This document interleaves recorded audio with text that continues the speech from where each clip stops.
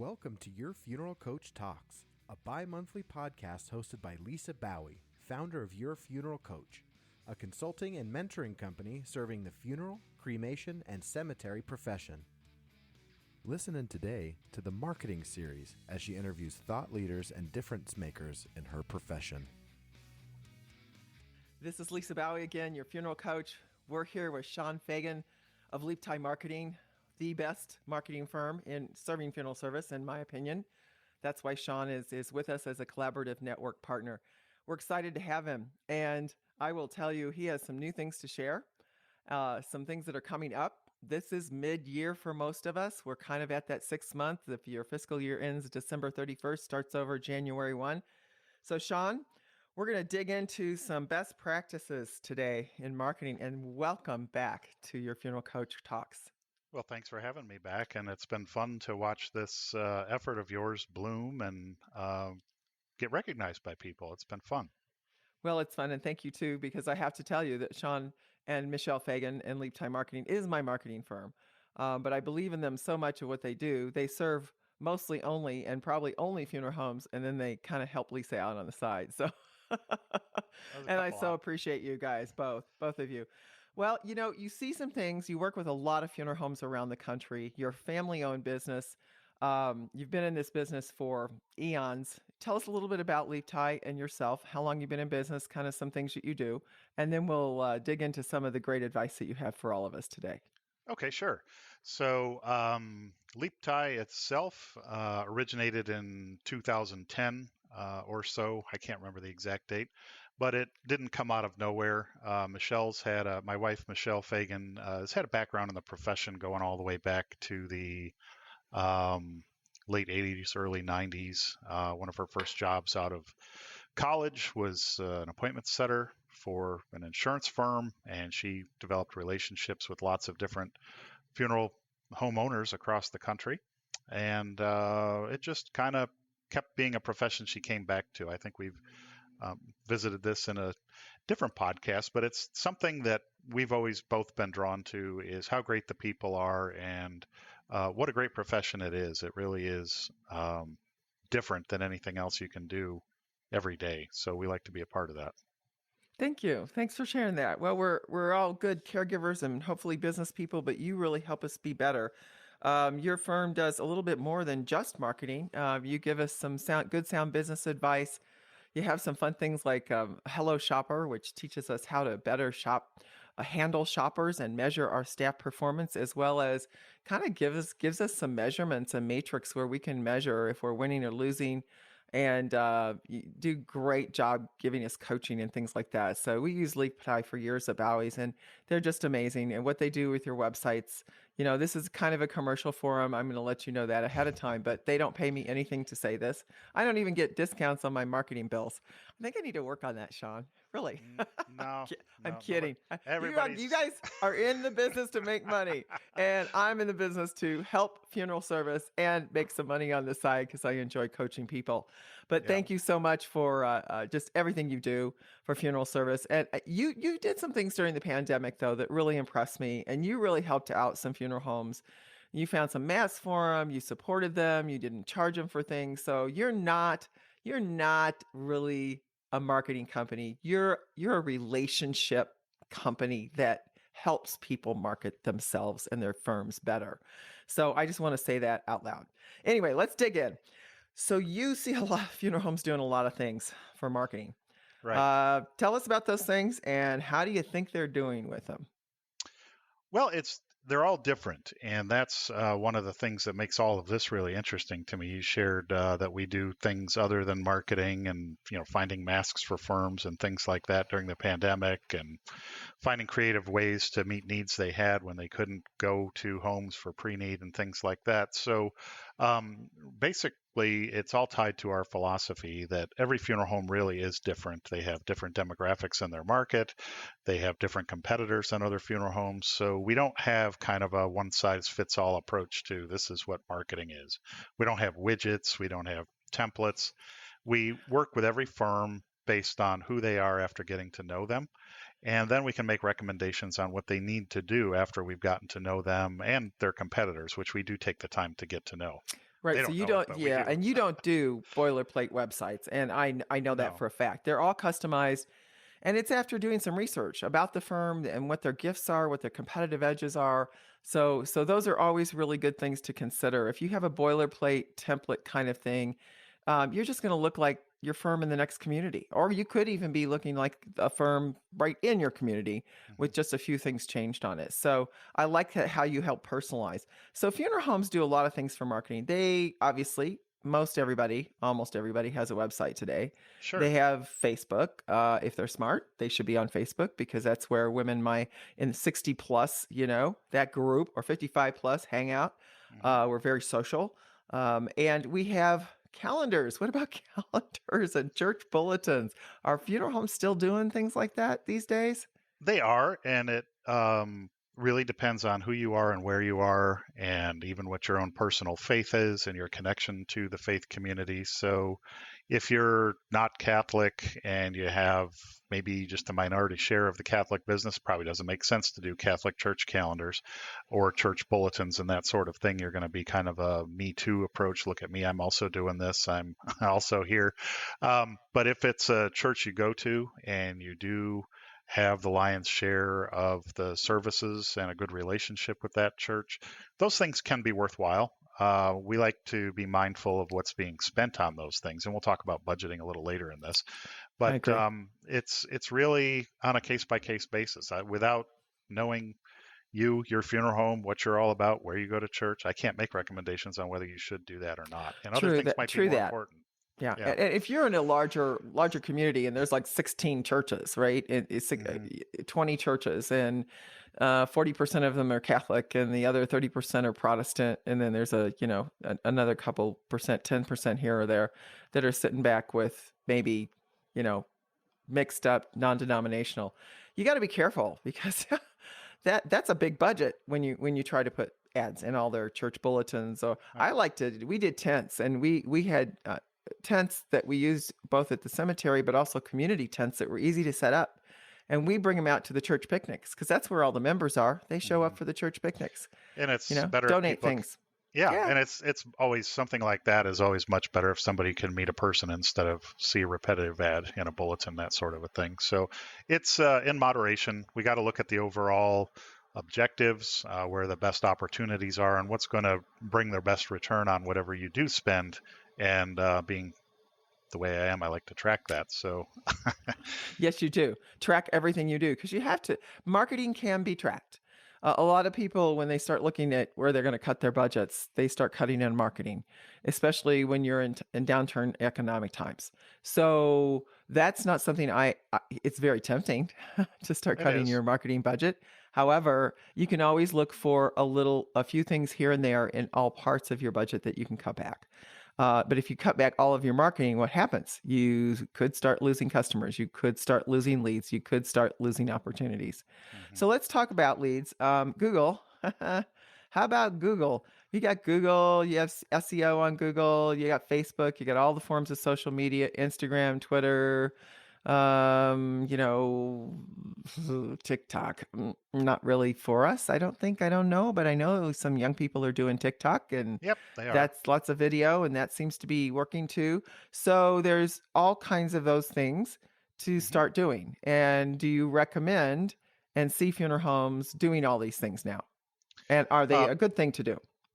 they are if your situation warrants it. So if you're one of two or three funeral homes in a small community, you probably don't need to invest in SEO, maybe not even Google Ads, because you're always going to show up on the first page of results because there's only so many funeral homes in your market. So we do see some firms overspending on social media and Google Ads and things like that. And the way we can tell is that they're not necessarily approaching it the right way. So one of the things that we'll talk about when we get into talking about how trackable marketing is that you really should know, especially with digital marketing, who's interacting with your ad, who's spending your money, and did you get a relationship out of that? And that's where a lot of firms are maybe doing not necessarily the right things. They're doing the right things, but not the right way. I And see. we can talk about that and what results really look like versus, let's say, activity, which would be clicks and click-through rates and impressions and things like that. That's activity. Results are people you can talk to. Yes, indeed. Right. You want him to pick up the phone, you want him to email you, you want him to answer.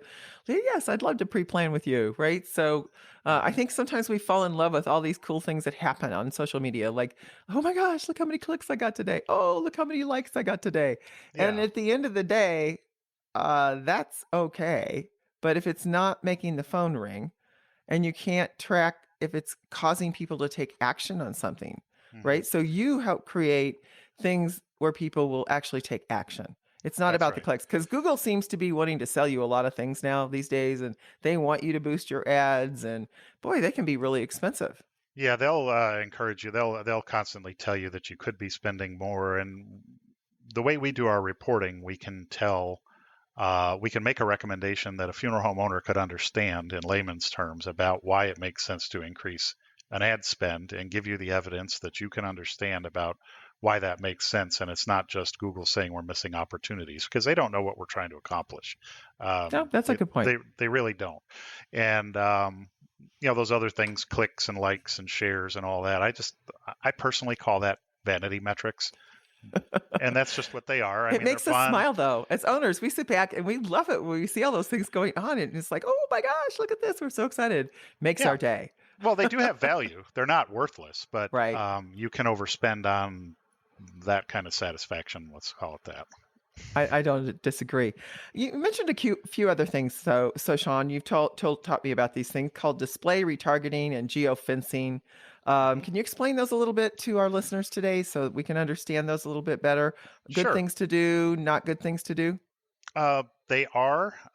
So display ads would be ads that show up different places on the internet. They could be display ads on Facebook, and ads on Facebook are going to be completely different than the content that you post. So if you think of Facebook as having two different sides, one is your content.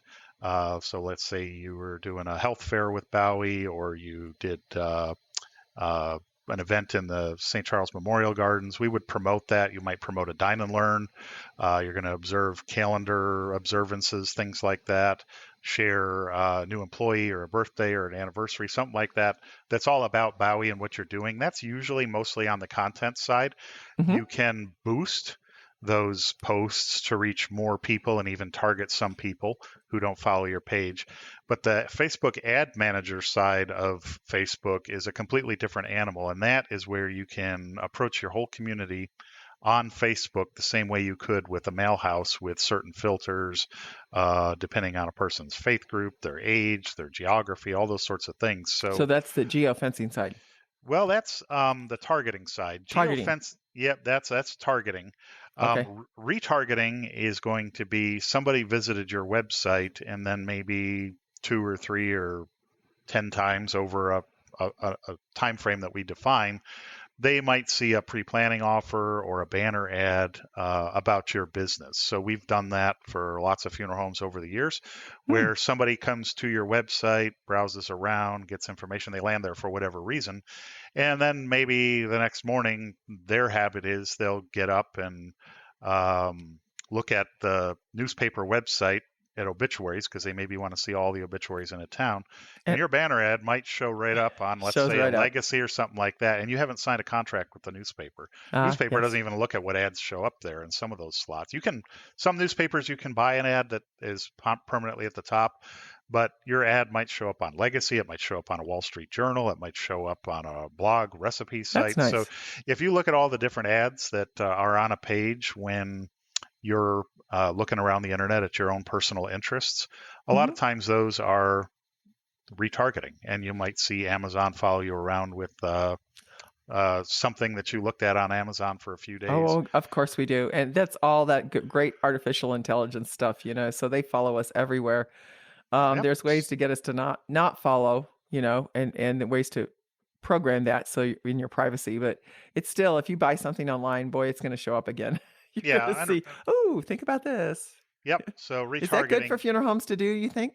it is. It's so there's two different ways to think about the different ways that you're advertising. So if you're doing Google ads, somebody is going to see those ads at the top of a page based on a search, and they told Google, um, cremation service near me, funeral homes near me, that sort of a thing. So they're looking for services that you provide in real time, and your ad shows up to match what they searched for. These retargeting ads, people may have been on your website for maps and directions for a service. They went to Baue.com, and then they go find Mrs. Abernathy's obituary, and they got tagged as a visitor to your website. And then they might start seeing Baue pre-planning ads on newspaper sites or golf blogs or whatever it is. And it's more top of mind awareness. We all know that there is no one thing that makes people tip over, raise their hand, request information. It's going to be a repetitive type of thing with these ads, newspaper ads, postcards, direct mail. All these different things work in concert to get people to just say, I've been meaning to do this, and today's the day. So those are those types of ads. And then there are some other ones. You mentioned geofencing. Geofencing is kind of like retargeting, except it's without the "re" in the front. These people haven't necessarily been to your website or even know you have one, and you can target them, again, based on certain factors, age groups. But what we're doing is putting sort of a ring fence around a locale, which could be as large as a zip code or as small as the senior living community. And what happens is it takes time to build an audience of devices, let's say, that go in and out of that little ring fence. And as they leave, they don't have to be in the ring fence at, say, the senior community to see the ads. Once they leave, their device is tagged to maybe 2 or 3 or 4 times. See an ad again, it's not intent-based. They weren't looking for you, but all of a sudden your ad might show up on apps or other websites that they visit. So those are another way for top-of-mind awareness.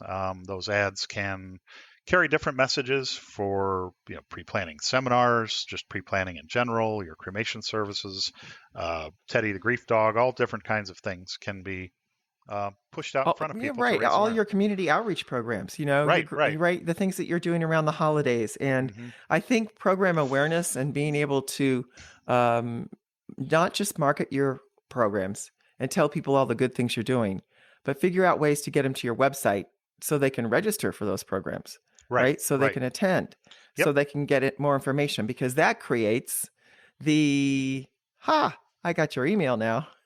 Now I can put you on our newsletter list.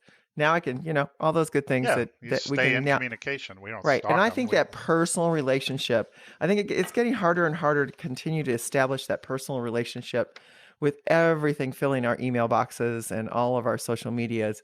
I mean, I'll spend an hour and a half to 2 hours every day on social media, just responding to things, liking things, adding comments, sharing things. I mean, it's a lot. It's when you're running a small business, there's a lot of work to that. But you help with those things, right? You help clients do some of those. Well, and teach them how. So yeah, exactly. So all the things that we're talking about are or could be facets of a strategy, which could also include direct mail, dine and learn seminars, lunch and learn seminars, television, radio. We still have firms doing radio, and it does make sense in some markets. Sure. So there are all of these things need to work together in concert, and that's kind of one of the things that we solve for firms, is that they're using a guy for Google, and they're using a guy for social media, and somebody's doing their graphic design, and everything that person designs looks different than their website, and they're using a website provider that doesn't even too many know things.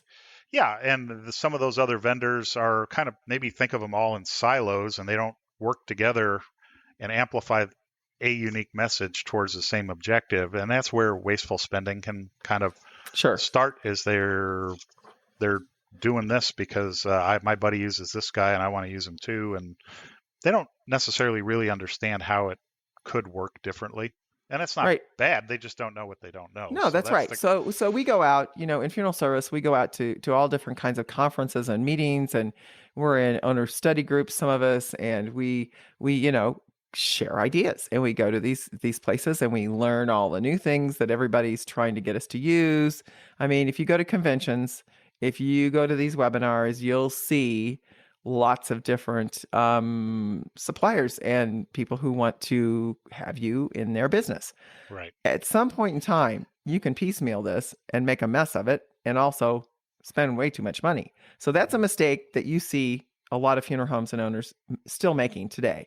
And I know I've sent some clients to you that you've really helped clean up, and thank you for doing that, because I think it's important. So they need a strategy, they need an organized plan, they need to stop adding all these little piecemeal things. So what other things are they not doing? They're probably, I think, in some things that you've sent me, measuring their results very well. They really don't see all those things that are happening behind the scenes. Maybe they think they are, but they're not Yeah, putting them in a report, which I think you guys can put a nice report together that gives us all the good things going on and all the things we need to work on. You did that for all of us. Yeah, we consolidate the reporting so that everything from your Yelp listing to your Google business listing to your Facebook content to your Facebook leads to your direct mail campaigns and appointments set and your website activity and how many people requested information through the website using a form that was on the other end of it an offer to pre-plan or set an appointment, those sorts of things. That all comes through as a consolidated single location report when we manage everything. And that's really when people have a collection of vendors, let's call it. And it can work. I'm not saying that you should never have a collection of vendors. In some cases, maybe that works and that's great. But typically, to me, that's indicative of not having a strategy underlying whatever's going on. So they're just doing a bunch of things. And the reporting, you get your Google report from your Google guy and the Facebook report from somebody, if you even get one. And you don't really have an understanding of what's going on, because most of those reports that I've seen aren't really focused on, let's say, objectives. It's more the activity thing that we were talking about. So there's activity and results would come with a name and an address and a timestamp of when that opportunity came along. And that's what we really like to focus on. Oh, good. Well, I like that. So traditionally, we're seeing too much overspending because you're having probably way too many suppliers and vendors. You're probably fallen in love with a lot of these new apps that have come out today. Sean, can you? We know we're not here to criticize all the things that people are trying to do. There's apps that'll do text. There's apps that'll help you with grief support. There's all kinds of things.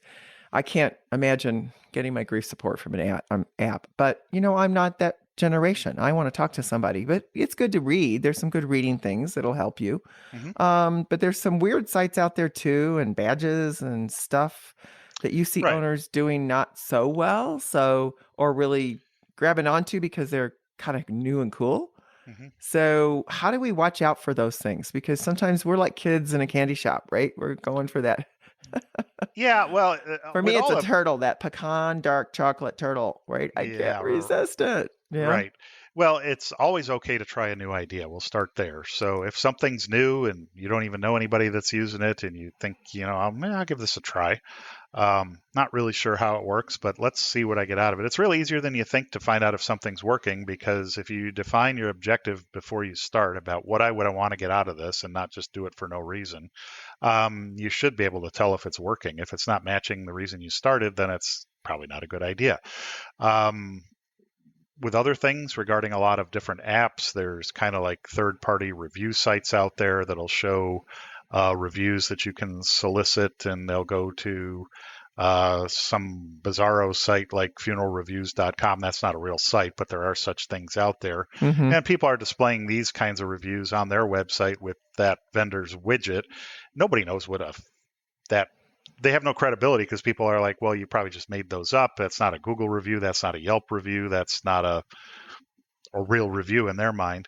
So you kind of have to be aware of how things work and what they are. There are apps out there for grief that you can subscribe to, and they will play videos and things like that. And they're not all bad. I've looked at some of them. They're not. And really, with all of these things, you get out of them what you put into them and how you utilize them. So if you've got a staff person that can show, let's say, some social workers or families that you've served, how these things work, and don't just write the check every month for this just to keep your competitor from having it if it's exclusive or things like that.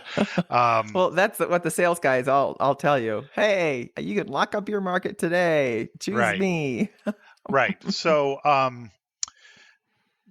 it's really you got to define what success looks like before you start, and then measure against that. Otherwise, you don't know. And then there are all kinds of exclusive badges. I mean, it's different. Selected Independent Funeral Homes is a badge that's worth having on your website because it Indeed, they're a great organization.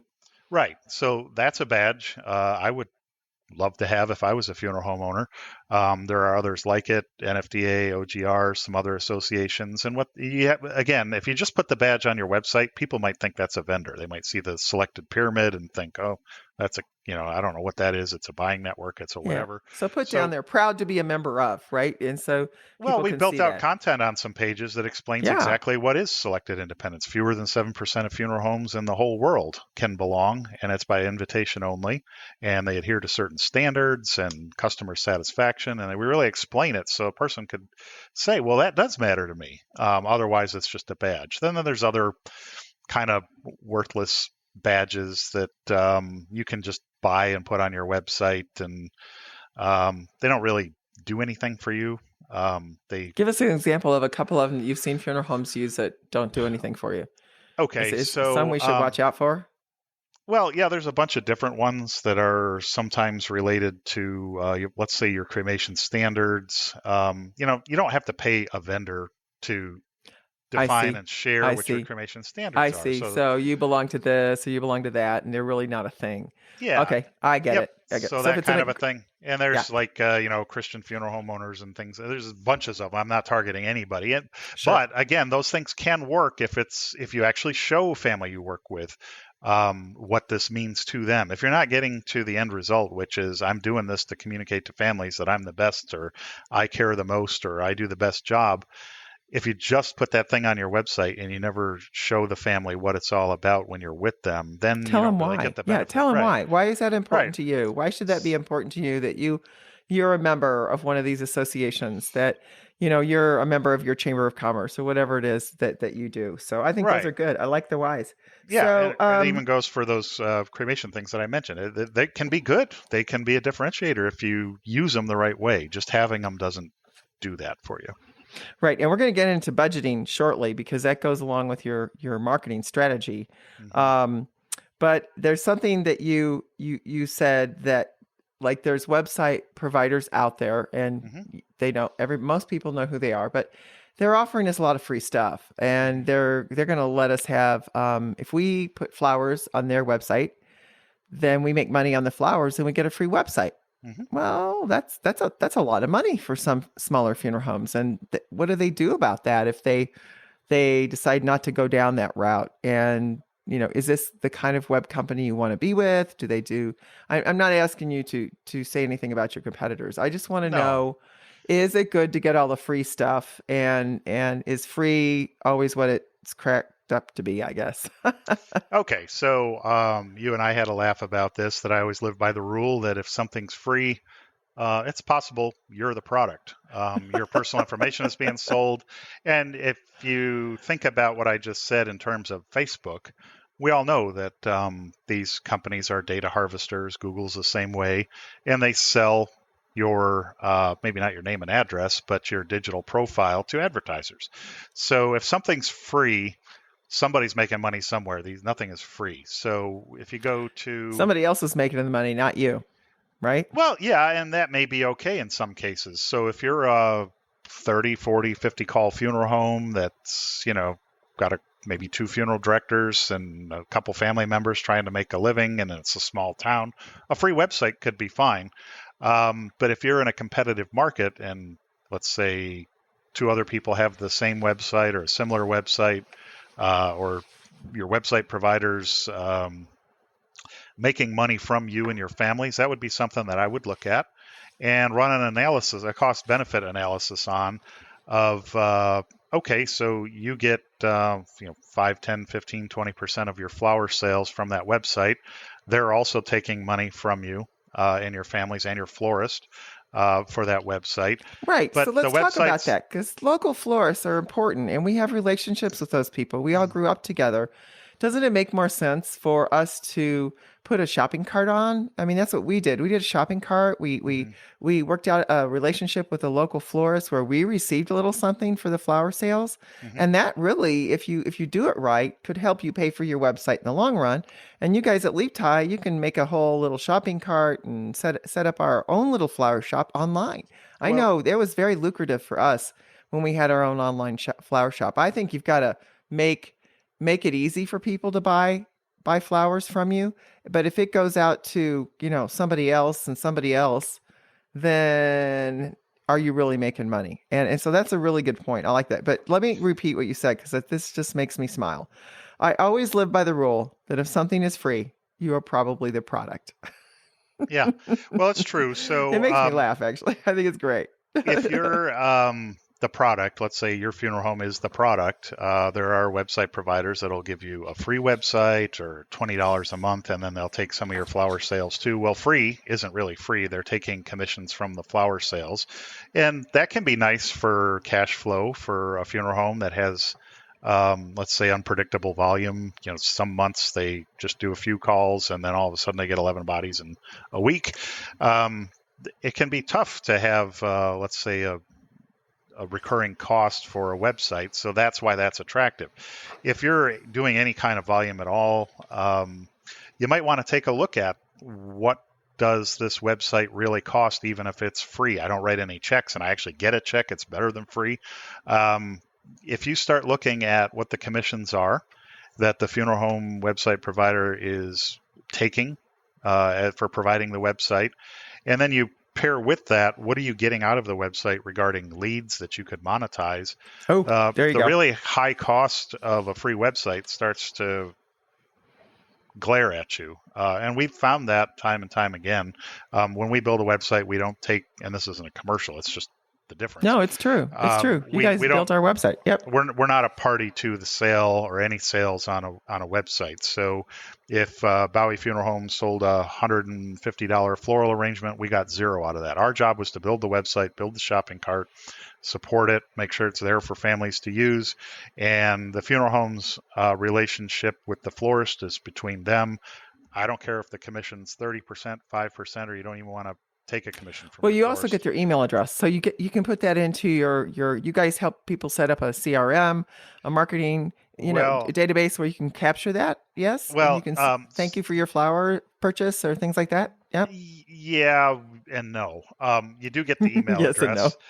And no. So we tend to be more discreet just because of privacy, spam laws, and things like that. If somebody signs a guest book or buys flowers on your website and they don't opt into some sort of newsletter or something like that, you better not. Don't re-solicit them, because then they'll get mad at you. Right. Right. But you can send a really nice confirmation email. Thanks so much for supporting the family with that order of flowers. We do all these wonderful things at Baue. Would you like to subscribe to our newsletter? And then they'll opt in a lot of times. Sean, we've got a few minutes left, and I want to talk about budgeting, because I think we're sitting here in the year 2022 when this podcast is coming out, and we're facing some tough economic times. Mm-hmm. And inflation's over 9%. Funeral homes are looking for ways to cut costs. Mm-hmm. Obviously, marketing can be one of those ways, but it can also cause you to lose market share, which will cause you to lose revenue.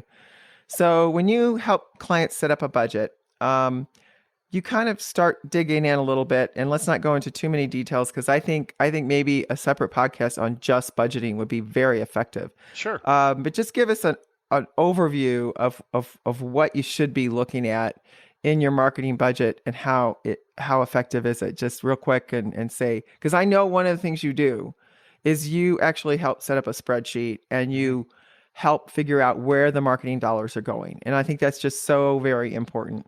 That we really understand that. And if you don't know where your marketing dollars are going, you should be looking deeper into that.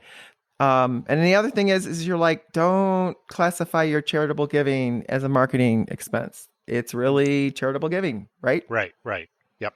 How much should we spend? How much should we keep it at? What's going to be effective today's economy, with having a great website, being up on SEO, having a great marketing strategists like you to help us with all these things about where should we be? Okay, so I'll just start at the beginning of that and go real quick through where you should be. So typically, what we want to do is just do a quick audit of, what have you been spending money on, so we can find things that we can definitely make a recommendation. You probably don't need to spend the money on that, so we can clean things up. And a lot of times, people can do more with their marketing without spending more than they're already spending when we find things. So we want to get people on nice. a budget, so that it's not so that I know how much they have to spend and how much I can sell them or anything like that. It's the health of your business. I mean, when you talk with John Schmidt, you're talking about EBITDA and all these sorts of things, and wasteful spending takes away from that. So for us to be able to help you respect a marketing budget and have one, which is a really healthy part of your business, just like we all watch calories and our own spending in our own lives, your marketing budget has to be the same way. We can't just wing it. So we like to structure a marketing budget, focus on the things that are most important and most measurable first, and then we can get into more esoteric things like maybe some of those display ads and some other things, if they're even warranted. As far as what should a firm plan to budget, we usually recommend anywhere from, we see everything from 2 to 10%. Most of the firms that we work 10, with are... That's huge. 10 is huge. Wow. It is. For a newer, more aggressive, let's say, cremation-focused business, that would be extreme. That makes sense. I don't recommend it, but to get 8 to something... 10% for like your cremation discount company. I know in some owners groups I was in, if they had a cremation discount company, they actually were spending more as a percentage of sales, Right. Not necessarily dollars, but as a percentage of sales, they were spending upwards of 7 to 10% Right. on their marketing. But they were really going after it, right? Yeah, and that's uncommon, and it has to be scaled back. You can't do that indefinitely. I always like to stay in that 4 to 6%, Sean. I always thought, right. So that's, steady Eddie is going to be more in your 4% to 5%, 6%. Now you're really working on your growth, right? Now you're creeping up a little bit more higher if you can afford it. Yeah, so, you don't start there. Most of our firms are in the 3 to 5%, and they might grow their budget if, again, there's a reason to do that. If we're going to add something to the mix that we're going to project helps with their book of pre-need or definitely. Right, but and there's some ways you can save money in your marketing budget too. Your people can be your best marketers, and they love to get out and volunteer on these walks and these runs and these charitable events. You can buy them some T-shirts and pay them because they need the salaries, right, to go out and help market your company and to do webinars and seminars and things like that. That's people time, right? Dress them well, get them out in your community, go out with them. I think those are some ways you can save some money. And call Sean and he'll help you put together a marketing budget, which I think is, if you don't have one, you need to have one. Let's talk. Sean will give you an hour conference call for free. So will I. And we can talk a little bit more about what we can do to help your business be more effective and efficient. But actually the effective word is the word I like the most. So I think let's keep going, but we should probably get close to ending our talk today. But I think there's some things that you may want to share a little bit more of for the next minute or two so that people could understand, there's pros and cons and ups and downs and do's and don'ts in marketing. There's a lot of people out there trying to sell you on and use your marketing dollars to get them to use them. Tell us about some things you're doing with your clients. Anything new, exciting out there that we should hear, because I just think you really challenge us to be better.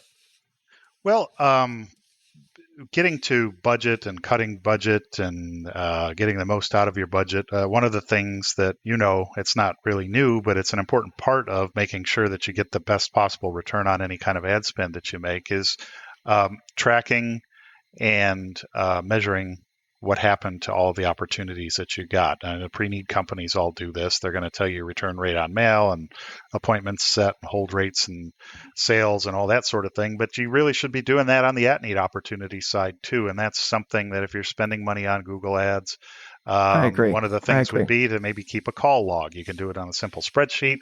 We have tools that can help people do it even easier than that. So that's one thing. The main thing is to be just constantly asking yourself, what am I getting out of this, and is it measurable? Some things just are really tough to measure, like billboards. They do make a difference, but They're expensive.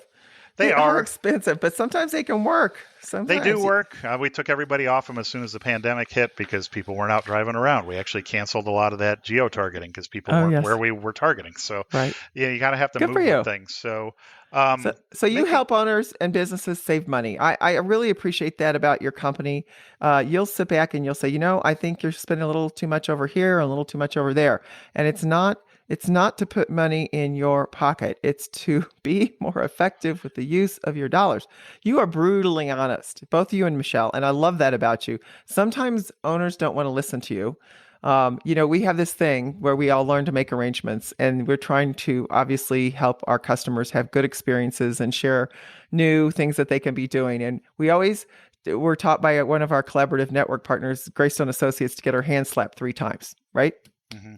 And I've seen you do that. I've seen you slap my hand 3 times. Oh, I try to be nice about it. But, well, you're always nice about it. Yeah. But when you're really sure that a business is going in the wrong direction, you will speak up. You're not going to sit and blow smoke on people. And I love that. It's not easy to hear the truth. Isn't there that one movie? It's you don't want to hear the truth, right? Oh, you can't handle the truth. Yeah. You can't handle the truth. Jack Nicholson. Right. That's right. Yep. But there are circumstances where I disagree with an owner about an approach or an idea or whatever. But I listen. I can be convinced that I'm wrong too. So, it's not, I don't know everything. We do our best. Sometimes I think we're our own worst enemies. I've learned so much for both you and Michelle, and I appreciate you both. And thank you again for joining us today on your Funeral Coach Talks, Sean. If people want to learn more, they get a free hour with Sean. And he said even maybe sometimes if it goes a little over, he's okay with that. Yeah, I don't put a time limit on it. Nah, he doesn't. But he wants to hear about you and from you and how he can better help you. And as we are kind of in a cost-cutting era, I would say, we don't know how long this is going to last, but as we always want to be efficient with our dollars, but we want to be effective, right? How can they reach you, Sean? I know you can go through yourfuneralcoach.com. Sean and Michelle's logos up there, contact information, best way to reach you. Well, my direct number, I give it to everybody. I don't make people go through a phone tree, is 585-657-7096. That's my personal cell number. I'm Sean at Leap Tie. I'm on my website. You can contact me there. I'm on LinkedIn. I think that covers most of the ways to get at me. That is. Thank you again for being with us today, and look forward to talking to you soon. And I think maybe we'll dig in even more into budgeting. Sure. I know that's not exactly an exciting topic, but I am finding that a lot of funeral homes could do a better job in that area. So if we can help you at all, please give us a call. And Sean, again, keep helping us take that leap and do better with our businesses. I appreciate you. I appreciate you. Thank you, Lisa.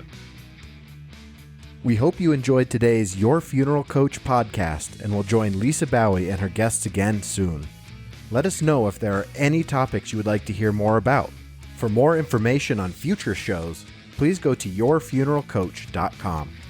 If you enjoyed the show, consider giving us a 5-star review. Thank you.